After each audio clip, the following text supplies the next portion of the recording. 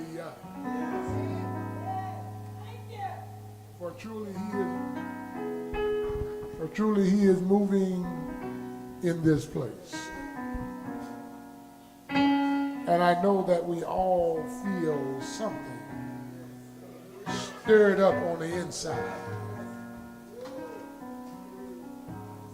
You know, today, I'm glad to be back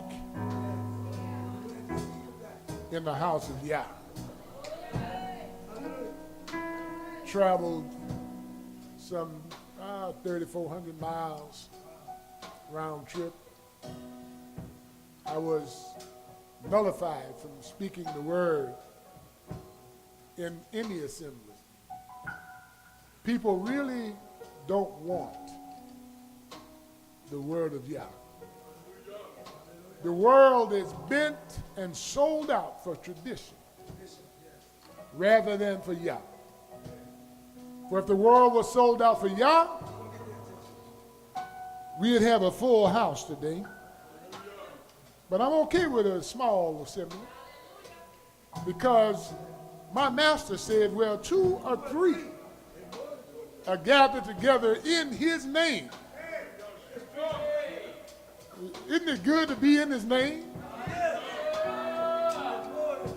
and know the truth of his name? See, we can honestly answer Proverbs 30, verse 4. What is his name and what is his son's name?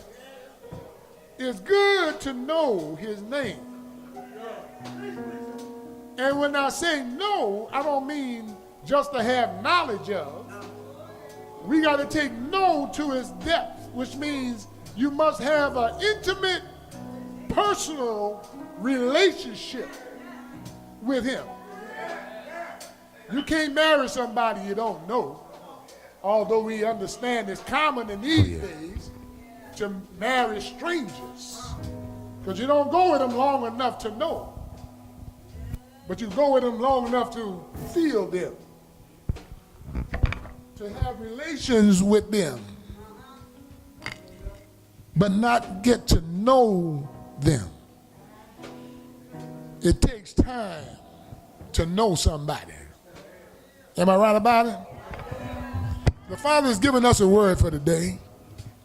And I questioned the Father, Brother Roland. I questioned him because sometimes he put things on me that I'm not ready for.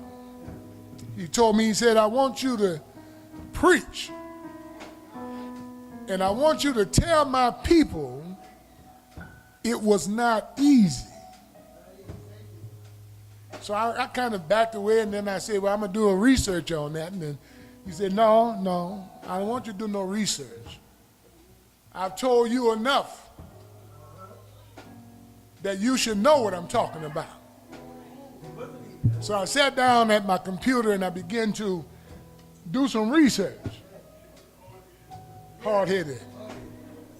So what he did, he sent Sister Williams in there with a request for me to do something for her. And I heard that voice said, do what your wife asks you. So he stopped me from doing any research. But in my hard-headedness, I got about 8 verses. But I'm used to getting up here with about 20.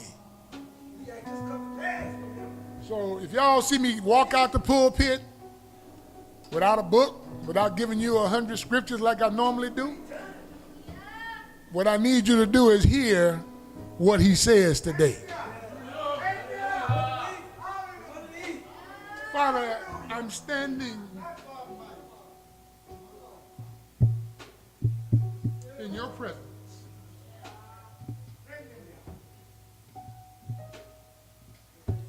And it's good to be in his presence. It's hard to preach in his presence, but it's good to be in his presence. Because you got to feel it. Because he wants you to feel him so you can tell the people so the people can feel him. Because we go around too chiseled and too frozen to feel him. What is he saying in these last days? What is he doing in these last days? How does he want me to act in these? We don't hear him. I wanted to tell this to Detroit, but Detroit didn't want to hear me. So I'm going to tell y'all. So this morning when I woke up on TV, he woke me up early so I could see this show called The Walk of Faith. And the walk of faith was about it not being so easy when you're walking by faith. But he took me, first of all, to Moshe in my mind. And I got these scriptures right here, but I can't use them. He said, Isaac, tell my people that it wasn't easy.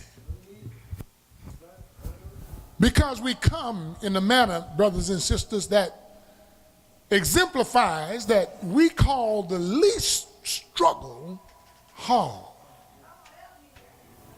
The least struggle, we call it hard. We will miss assembly meetings on a whim just because of a headache or a backache or a toeache or a sniffle. Because we think it's hard to come to serve him with a little touch of a malady. He said, ask you, do you understand how hard it was for me? Moses was a man that was given life in hard times. He came into a very perilous existence. Moshe was to be killed, but his mother hid him out. Then when she got to a certain age, she put him in an ark, if you will, and put him in that ark, and he floated down a treacherous river, a river that had snakes and alligators and all kind of deadly varmints out there. But she trusted the Father to protect that boy. Ended up in the palace.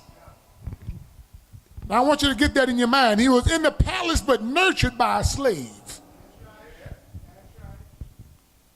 But he lived there until he got weaned from his mother.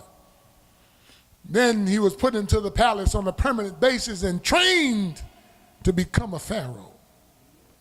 Oh, brothers and sisters, but it was hard for him to be in a palace and he know his dad and his mom is out there getting whipped, starved, abused.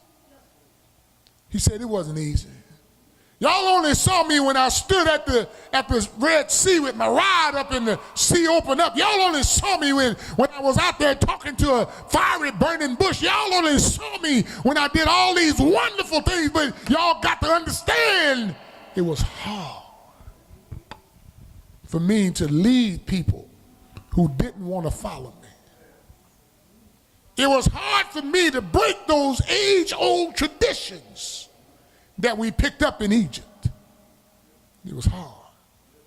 Telling people about we got a Father in heaven who was the same Father of Abraham, Isaac, and Jacob, and we out here starving and they're mad at me.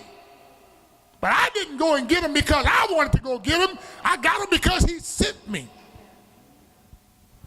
Took me away from Jethro's house, took me away from my children, took me away from my livelihood, took me away from my peace and my comfort and sent me back to where I came from. It's hard to go back and preach to a people who will not receive you. Moses said it was even hard after I struck that rock. And I was not allowed to enter into the promised land. It was hard. It was not easy to stand there and look at that promised land and look at the people headed to it, and I couldn't go in. But my name had to go down in the annals of history so that you can read about it, so you can understand about it that it's not easy. You don't even look at it as being easy, my brothers and my sisters, because it was not easy. Watching people die along the way because of hard heads. Watching them suffer because they wouldn't listen. And here I am, can't even go into the promised land because I didn't listen. It wasn't easy. Are y'all hearing Moses speak to you today?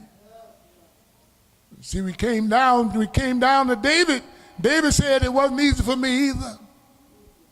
Even though he anointed me as a young man, even though he gave me the privilege of becoming a king, it wasn't easy. When your own children turn their backs on you, it's not so easy. But I couldn't quit because I was born into sin, shaping in iniquity. I was evil from the core, but he chose me anyway.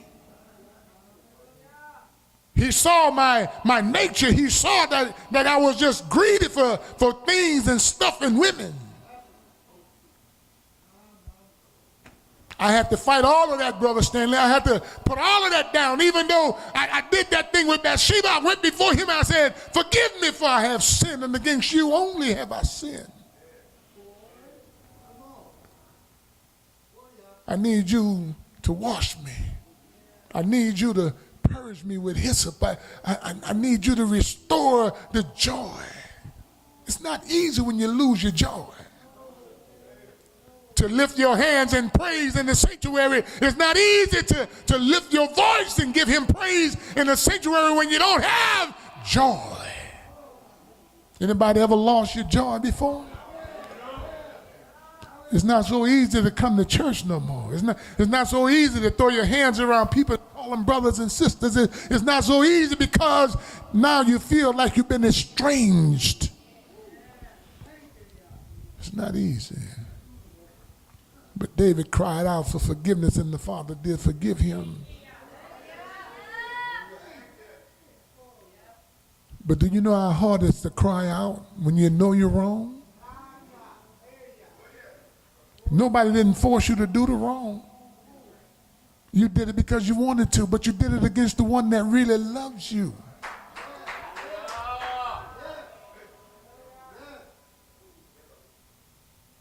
It's not easy. I said it's not easy.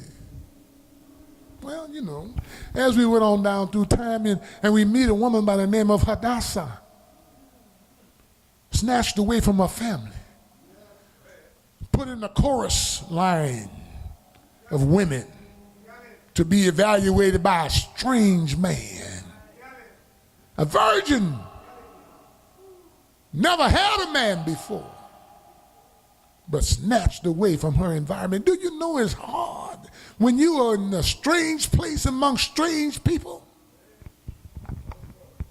That's where she was. Now they bathing her and washing her and purifying her to get her ready for somebody she don't even know. Some of us are in relationships with people we don't even know. Oh, y'all looking at me strange, but you know I'm telling the truth. We are learning